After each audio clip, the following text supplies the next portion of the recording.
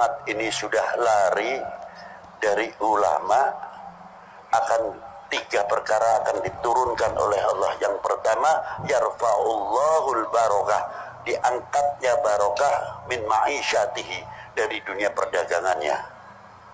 Kalau sudah berbicara dunia perdagangannya sangat kompleks. Karena apa sekarang mudah dipecah belah menjadi umat? Sebab apa sekarang menjadi bangsa yang mudah dipecah belah? Karena kita jauh dari ulama. Kalau sudah jauh dari ulama, bumi pun ikut panas, bukan manusianya saja yang panas. Kira apa? Yang mudah dibenturkan dulu waktu kecil saya. Kebone dewi ini ono alang-alangi tak bakar itu kering setengah mati. Lepes malah melepes. Lah saiki aja maneh sing kering, sing ijo dibakar gampang. Bumine padha ae kejabut rahmah, kejabut barokah. Sebab apa? Kita lari dari al ulama. Sebab apa? Di zaman pada waktu oknum pada waktu zaman Bani Umayyah, setelah wafatnya Sayyidina Ali, padahal kurang apa umat pada waktu itu? Kurang apa umat yang zaman semonten badani Sayyidina Ali. Bani Umayyah hebat luar biasa. Ulama ora kurang. Jago hadis, jago tafsir luar biasa. Wong isih top-top. Ning kenapa umure Bani Umayyah ya 100 tahun kurang lebih. Tumbang begitu saja. Padahal sampai kekuasaannya sampai Spanyol pada waktu itu. 350 tahun Islam di Spanyol. Wassalam. Ulama isi akeh. Jamane zaman saiki ulama sing pendolan-pendolan wis akeh diurai neng. Coba. Di zaman Bani Abbas setelah tumbangnya Bani Umayyah, berapa keturunan baginda Nabi para habaib yang dipotong lehernya, dikejar-kejar, bukan sedikit. Dan ulama-ulama pada waktu itu juga tidak sedikit. Sampai terkenal di zaman Bani Abbas 1001 malam di Baghdad. Hancur Harun ar-Rasyid. Sampai turun-temurun. Wassalam. Kerajaan. Karena apa sebabnya? Lari daripada ulama. Kuncinya di situ. Maka saya kagum secara pribadi maupun secara membaca tarikh, sejarah. Ini perlu anak-anak muda. Saya malam ini walaupun sudah malam masih bangga sekali. Kalau orang tua saya tidak nyepelekan, orang tua sudah jelas. Ini yang paling 80% di sini adalah kaulo muda.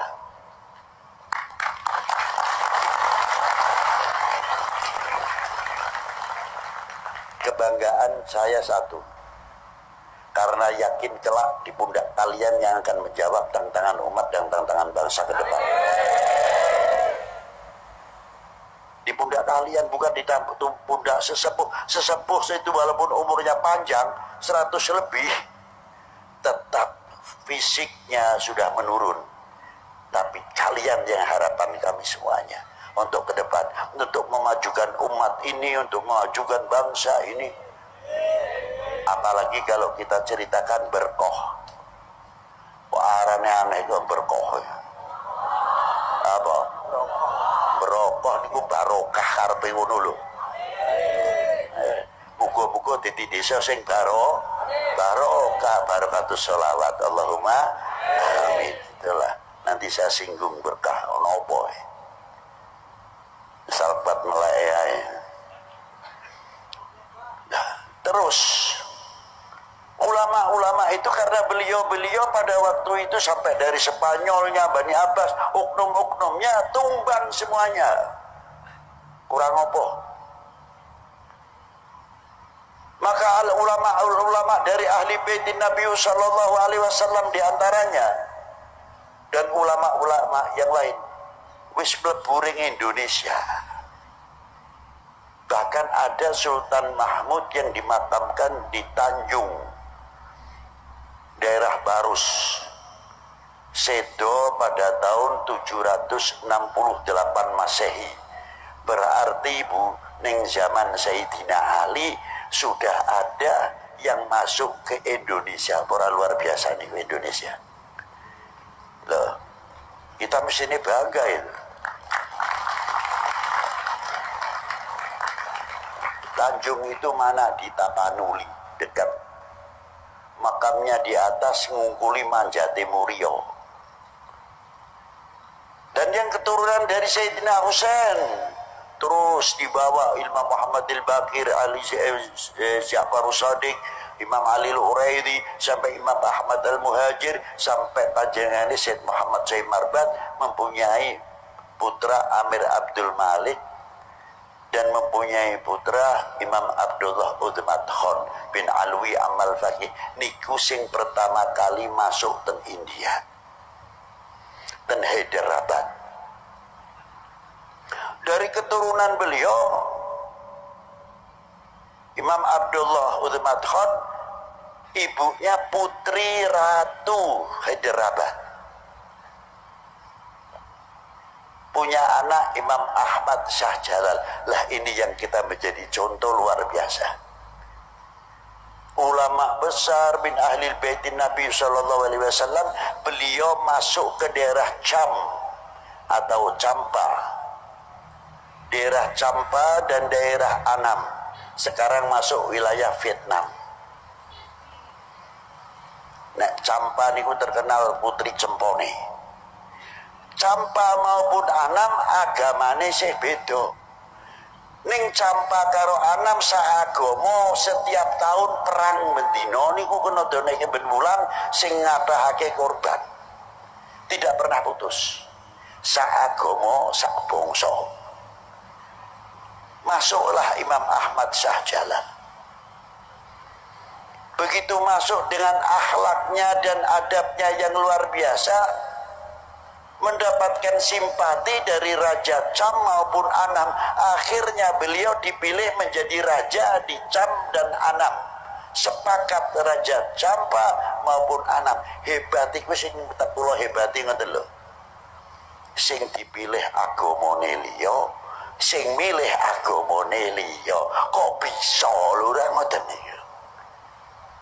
Niku hebat. Dan itu ditiru oleh wayahipun Imam Ahmad Shah Jalal. Niku putrane Imam Jamaluddin Husain. Imam Jamaluddin Husain itu yang menurunkan para aulia-aulia yang ada di tanah Jawa. Mulai Aceh sampai tekan sak piturute.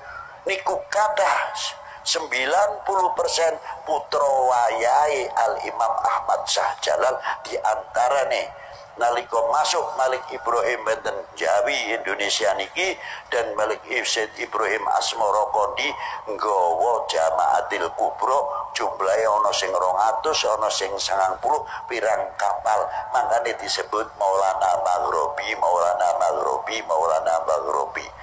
Tutunungan Maulana Maghribi kene tekene, kene kuburane kopi ae, kene kuburane sandale. Boten, Maulana Maghribi bukan telapaan, tapi asli kuburan.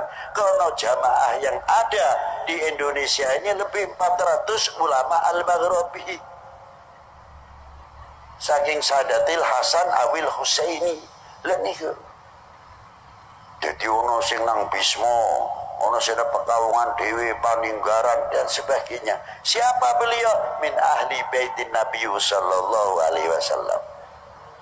Dados pagere tanah Jawa khususnya lan Indonesia pada umumnya, pagere setiap per kilometer ten pantai utara ini terutama selatan apa malih ora lepas kuburan wali siji, wali siji, wali siji. Napa malih daerah kidul Parangtritis dan sebagainya sing nurunake di antawisipun Ki Ageng Nis, Ki Ageng Getas, Ki Ageng Selo dari Joko Tarub sak piturutipun. Maka dari itu Indonesia terutama menjadi santer, menjadi punjer, menjadi pelopian contoh yang luar biasa fil alam di dalam dunia ini. Tapi risikonya kok akhir-akhir kok model mudah dipecah belah. Lho niki lah. Aduh sebab melayu saking para sesepuh, saking para ulama.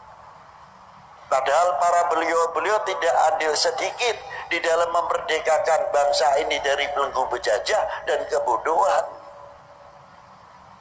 Boten syiarul Islam saja. Sing kula takoni awake dhewe kuwi wis tau andil apa, mempunyai kontribusi apa ngisi kemerdekaan iki, sing kula takoni. 45 menangi ora, 47 ora menangi, 48 nang Madiun ada peristiwa apa, kiai luwih 3.000 sing disembelih peristiwa Madiun. Coba awake ora menangi, apa dhewe nurun negakake merah putih, nyeblokake merah putih blas. Napa malih kok zaman semonten sakniki mawon merosotnya nasionalisme, merosotnya memiliki handar beni kecintaan kepada tanah air mulai melentur. Niki sing bahaya. Lho kok iso ning ngono pripip gampang. Yang mana bendera diceblokake miring sampai ndeteng kaya iki. Mbok iya medun sing nggang kendaraan atau sing weruh nang kono ditegakake sing lepeng. Kapak-kapak no merah putih niku ada 3 hal di dalamnya. Kehormatan bangsa, harga diri bangsa, jati diri bangsa. Ampun ngantos melekat melentur niki ada di dalam merah. Lan iki lah. Makanya tiang yang kuat terhadap cintanya kepada negara pasti orang itu ahli sejarah, mengenal sejarah.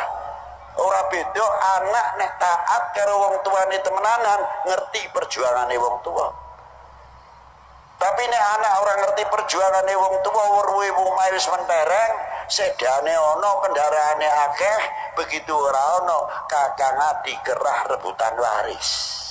Itu yang terjadi. Margo si anak orang tahu dididik bagaimana perjuangannya kedua orang tua.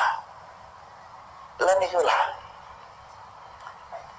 Begitu pula kalau kita sudah mengetahui perjuangan bangsa ini, ya insya Allah kita tahu akan memperkokoh, memperkuat kesatuan persatuan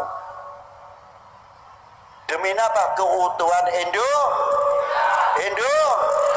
harusnya kan ngoten. Mane kula kuwatir wenten setunggal ayat kadar bobot hadis, kadar bobot iman seseorang tergantung kecintaannya kepada Kanjeng Nabi. Niki dipelintir niki. Oknum niki pinter terkadang. Nek ngono arep ngebosi wong Islam, khususnya ngebosi liya agama, khususnya wong Islam, kurangi cintane kepada para ulama, cintane kanjeng Nabi, gembosi. Niku cara ngancurke umat beragama khususnya Islam. Engko nek wis benturke antar umat beragama, niki tujuan terutama cara pola untuk menghancurkan Indonesia. Sadar itu. Biar tarung niku kira-kira Indonesia bisa dipecah niku pripun. Dengan segala cara, waspada terutama. Sonten ugi deh badhe ngancurake. Bangsa niki dipintir balik saking hadis wau, kadar bobot iman seseorang tergantung kecintaannya kepada Nabi ini. Lah nek kadar bobot iman napa cinta seseorang terhadap bangsanya tergantung cintanya kepada tanah airnya. Nek demene marang tanah air temenanan, cintane bangsa luar biasa. Kalau sudah cinta betul-betul kepada bangsanya, pasti akan menutupi segala kekurangannya. Bukan berarti mengingkari ada kekurangan atau selak, saking ada cara-cara menasehatinya. Tidak bangga menepuk dada kalau membuka aibnya bangsa sendiri. Loh, nikulah Aku umpamanya dadi oknum ben dikeploki ke luar negeri. Hebat, hebat, hebat. Wah, padahal niku buka aib sedulure dhewe kok ora isin sing kaya niku-niku. Lah niki lah. Tapi kalau orang cinta yang luar biasa, kaya bocah pondok umpamane. Aku dadi kiai ini ana bocah sing colong jukuk. Tak keplaki dhewe nang kamar, tak ajar. Tapi begitu di luar ditanya, "Bib, jare bocah pondok kene kok ana sing tangane dawa Bib? Sapa sing ngomong?" Pondok kene bersih kate bocah-bocah kaya kowe, tapi bocah wis tak ajar, ora nutupi. Di luarnya kita selaku bangsa Indonesia harus berani menyatakan kami bangsa yang besar. Kami punya para leluhur yang luar biasa yang menurunkan kita-kita ini, yang mempunyai intelektual dan ilmuwan yang luar biasa. Buktinya apa? Gawe Borobudur kayak sampai saiki. Gawe Candi Prambanan. Saya kagum melihat Prambanan. Lawang tepatnya cedak dengan gunung berapi. Iki mestine dhuwur semono. Iki nek hitungane ora kuat kangelan. Tekstur tanahnya gimana? Kira-kira ben ora kena goyangan. Itu kok hebatnya. Umpamane nono Lindo apa kok iso ora terpengaruh. Sekarang sudah tua umurnya ya pantes sampai kena sedikit-sedikit. Tapi biyen carane mikir. Terus arusnya air ini kemana? Ngerobos ning liyane apa ora? Loh, orang-orang dahulu sudah berpikir sejauh itu, bukan lihat Borobudur atau Prambanan setelah berdiri. Begitu pula Kanjeng Sunan Kalijogo, Demak pada waktu itu dekat dengan Gunung Murionya. 2000 tahun yang lalu kurang lebih Gunung Murio pernah meletus. Hingga tanahnya itu tanah banyak bergeser atau setengah gambut. Tapi Sunan pada waktu dulu, waktu mendirikan Masjid Demak, ono sokone siji, sing arane Soko Tatal, nek aku werwe keramat. Padahal itu ilmu yang luar biasa. Membuat Soko Tatal bagaimana caranya elastis untuk menjaga keseimbangan Soko sing wolu. Para ulama kita pun dulu sudah maju luar biasa. Itulah para leluhur bangsa kita, bukan bangsa yang ketinggalan. Abad 9 Hijriah, bagaimana ulama-ulama kita sudah di Masjidil Haram, sudah mengajarkan torekot, sudah mengajar di Masjidil Haram. Lihat di kitab Jami' Karamatul Aulia Jutani. Jadi kita harus bangga. Tapi saya kok melentur ya senang dijeblokake dibenturake percaya karo Wah. Tulung ayo jaga bareng-bareng Indonesia dari segala bentuk perpecahan. Wahai bangsaku yang kubanggakan, relakah negerimu terpecah belah? Buktikan, jangan tidak saja. Ayo kita bentengi sehingga kita bisa mengejar segala ketinggalan. Ayo gandengan tangan, jangan sampai kita memberikan kesempatan seujung rambut pun kepada oknum-oknum orang lain atau bangsa lain yang akan menunggu pecahnya Indonesia.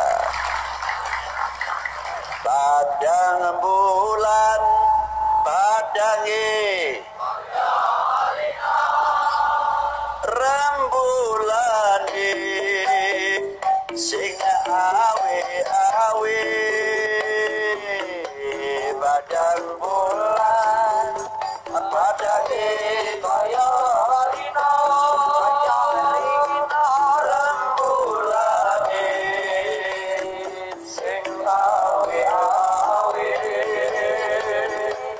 ilehake ojo turu sore.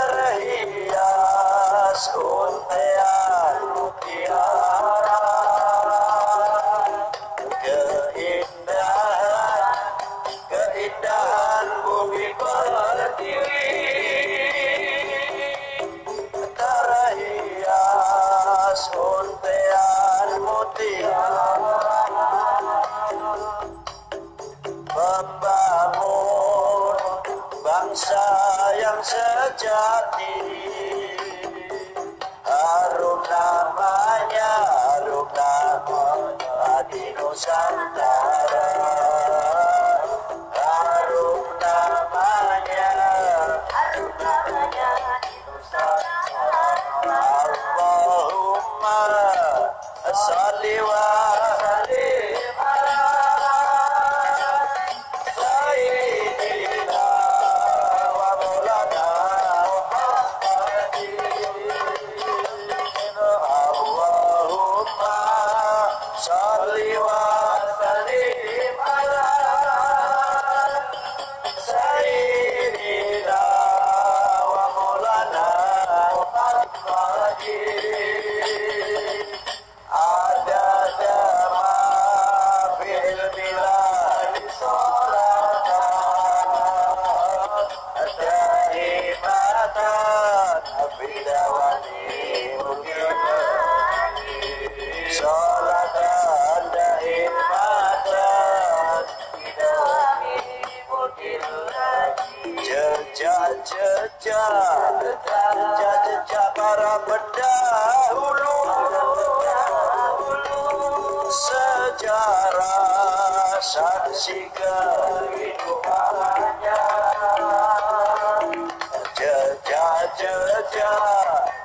Jejak para pendahulu,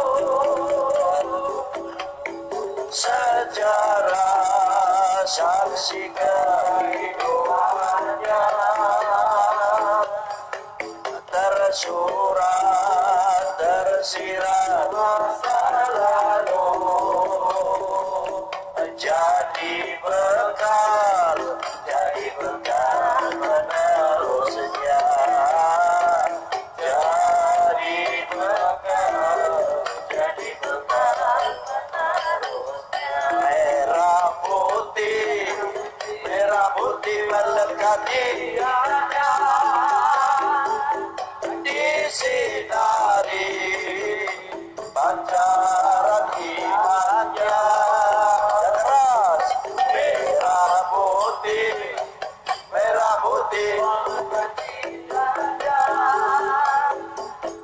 disinari pancaran imannya. Dimanapun ia berada, tetap cinta Indonesia,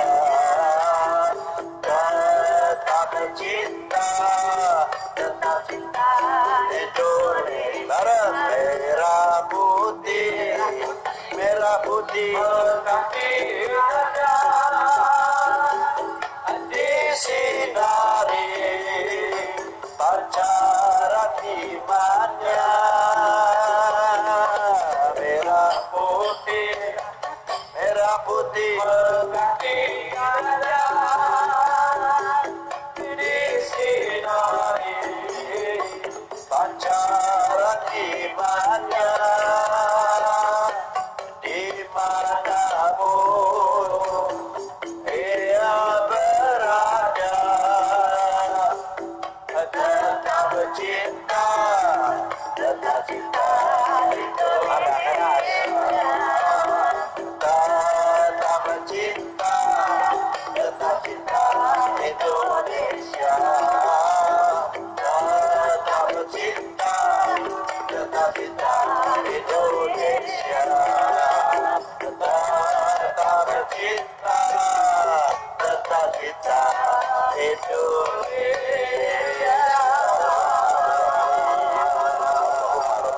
Atina fid dunya hasanah wa fil akhirati hasanah wa qina adzabannar. Allahumma shalli ala sayyidina Muhammad wa ala ali sayyidina Muhammad salatan antunawwiru fi qulubina wa qalibana wa wujuhana binurillah wa binuri sayyidina Muhammad sallallahu alaihi wasallam. Ya Allah Gusti, sak rombongan pengajian berkah niki, muga-muga aja diharamake pikantuk syafaat Kanjeng Nabi sallallahu alaihi wasallam. Lan muga diaku dadi umat Kanjeng Nabi sallallahu alaihi wasallam, dikumpulake dhateng tiang-tiang ingkang dipun cintai dening Allah, dicintai dening baginda Nabi sallallahu alaihi wasallam. Wa sallallahu ala sayyidina Muhammadin wa alihi wa sahbihi wa baraka wa sallam. Walhamdulillah rabbil alamin wal afu minkum. Wassalamualaikum warahmatullahi wabarakatuh.